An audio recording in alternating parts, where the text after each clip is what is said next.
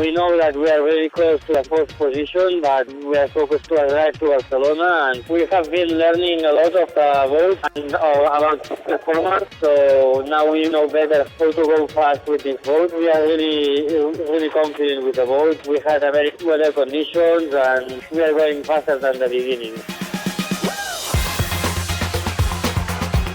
Así hablaba Aleix Gelabert, consciente de que esta noche les separaban tan solo 7 millas del We Are Water.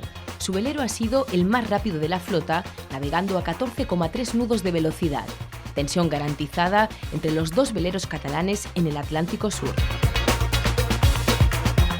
Ils ont l'obligation de contourner un petit peu ce trou de vent qu'ils ont dans leur nord-ouest, donc une route un petit peu plus longue et un peu plus est. On pourrait croire qu'ils repartent dans l'océan Indien, mais non, ils vont ensuite remonter vers le nord pour chercher l'équateur.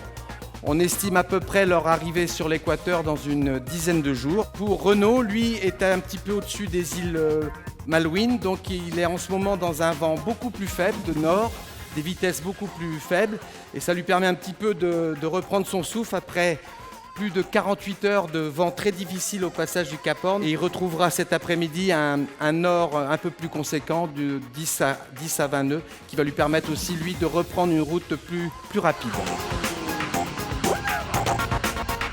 El último velero de la flota, el Spirit of Hungary, avanza a buen ritmo con vientos de suroeste, navegando a una velocidad de 17 nudos. Después de varias trasluchadas, doblaría Hornos la noche del 14 al 15 de marzo. Y si miramos a la cabeza de la flota, ¿qué condiciones tiene el líder de la Barcelona World Race?